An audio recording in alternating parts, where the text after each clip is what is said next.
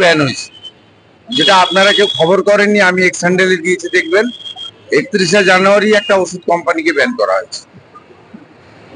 এবং যেখানে কোভিডের জাল ভ্যাকসিন এমপির গায়ে দেওয়া হয়েছিল, ওটা রাজ্যে জাল নেই এমন কোনো জায়গা নেই।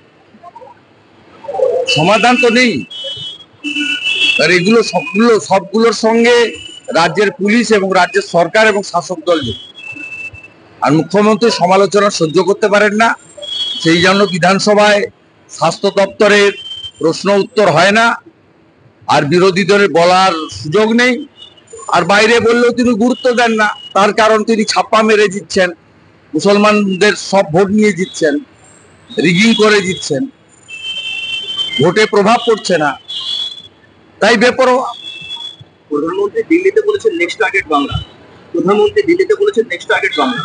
স্বাভাবিকভাবে ডক্টর শ্যামাপ্রসাদ মুখার্জির মাটিতে, শ্যামাপ্রসাদ মুখার্জির চিন্তাধারায় তৈরি হওয়া রাজনৈতিক দল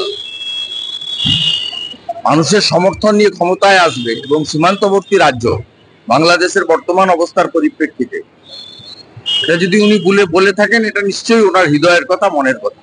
পূরণ করার দায়িত্ব বাংলার মানুষের এবং আমাদের। অনেক কথা বলেছিলেন, কোনো ব্যবস্থাপনা নেই, অমৃত কুম্ভ। মুখ্যমন্ত্রী দলের কতজন গেছে, দু একজন ছবি ছেড়েছে, বাকিরা ছবি ছাড়েন। মুখ্যমন্ত্রী জানেই না তার পাড়া প্রতিবেশী সবাই গিয়ে কুম্ভতে স্নান করে এসছে। মুখ্যমন্ত্রী এই কথাটা বলে 100 কোটির বেশি হিন্দুকে অপমান করেছেন। আমাদের শাস্ত্র, আমাদের ইতিহাস, আমাদের সংস্কৃতি, আমাদের অতীতকে আক্রমণ করেছেন। মা গঙ্গা, মা যমুনা, মা সরস্বতীকে আক্রমণ করেছেন, ক্ষমাহীন অপরাধ করেছেন। এর শাস্তি মা গঙ্গা, মা যমুনা, মা সরস্বতীই দেবেন। অপেক্ষা করে থাকুন, পরিণতি খুব ভয়ঙ্কর হবে। 60 কোটি হিন্দু স্নান করেছে, আমি আজকে দেখে এসেছি 5 কোটি হিন্দু এই মুহূর্তে সেখানে আছেন।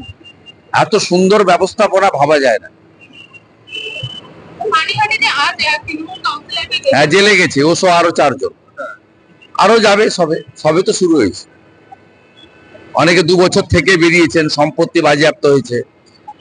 এদের পরিণতি খুব খারাপ হবে, ভয়ঙ্কর পরিণতি।